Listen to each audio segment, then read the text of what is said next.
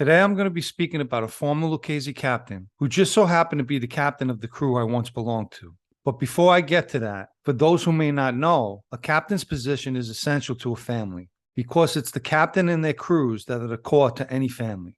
When you're put in a captain's position, the administration feels you're capable of being the boss of a crew. I've previously done a video on how Big John Castellucci became a captain, and I'll add a link to that video in the description. To sum it up in just a few words, he was at the right place at the right time. And unlike numerous guys in life who earned their captain's position, Big John never earned it the old-fashioned way, as they say. And this was the consensus of the entire mob.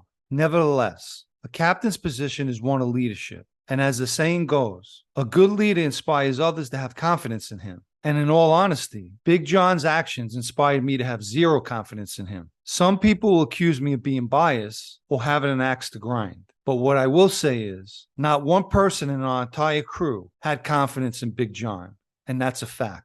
One day I was taking a walk with him on Page Avenue in Staten Island, across the street from his cigar lounge. At that time, there were a few Lucchese members, mostly from the Brooklyn faction, that had just been released from prison, and a few were about to be released. Some of those members were Georgie Cipolla, Frankie Papani, Georgie Conti, and Jimmy Gallione.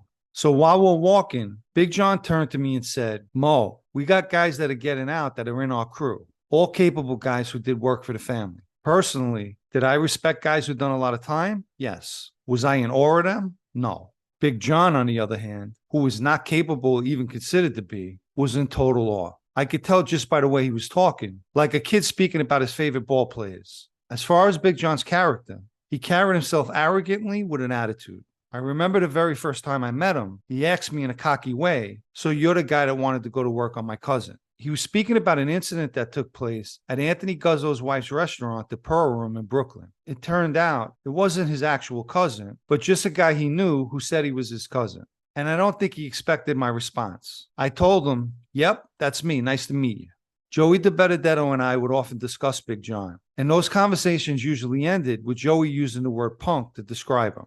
Speaking of that word, one afternoon, Big John wanted me to take a ride with him to New Jersey. Supposedly, he had a problem with a guy who owned a trucking company. And when we pulled up to the construction yard, there was a guy standing outside. I asked him what he wanted to do. He told me to wait in the car and watch. Obviously, if things didn't look good, I'd jump out and help him. I watched him walk over and talk with the guy. They only spoke for a few minutes, and then he came back to the car. While we were driving away, he took something out of his pocket. It was a metal crank handle, the kind used to open up the gate of a store. He told me that he had words with the guy on the phone and thought the guy called him a punk and hung up on him. But according to him, the guy told him that he never said it. Let me quickly say, putting the captain position to the side, if you're arguing with a guy and he disrespects you by hanging up on you and calls you a punk in the process, you have to make an example out of him. Aside from being a man, in that life, you can't let anyone disrespect you and get away with it. Now, if I add the captain position to that equation, you better make an example out of him. But for whatever reason, Big John let the guy off easy. Let's say he misheard the guy and he didn't call him a punk. He still hung up on him. What I found funny was, a week earlier, Joey Amato, a Colombo who held the same position as Big John, told me he hit a guy in Staten Island with a meat tenderizer for talking to his girl. Clearly, two very different types of captains. In 2017, we made a transition with the Lucchese leadership and transferred the power of the family from the Bronx back to Brooklyn. There were several people picked who would step in if that transition didn't go smoothly, including myself. While all the planning was being set in motion, I didn't discuss any of it with my captain, Big John. Something so serious as that, you can't chance having that information being leaked because it would put all our lives in jeopardy. After the transition took place, one afternoon, Big John asked me to give him a ride to pick up his Harley-Davidson motorcycle. It was a beautiful bike, and he used to take it on long road trips.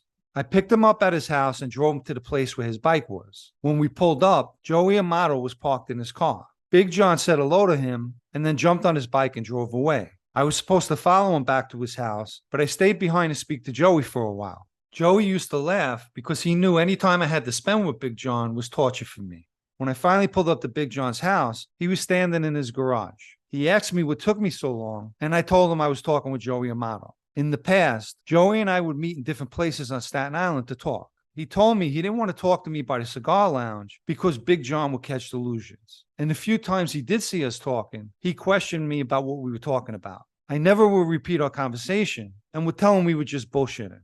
Most captains encourage you to have relationships with members of other families, especially their captains, because that could be beneficial if we ever needed a favor. It was a sign of insecurity in him that Joey Amato picked up on as well. He acted the same way when Joe Cafe, another captain in our family, wanted to speak to me. Joe Cafe told me outright, "Don't tell Big John that we speak."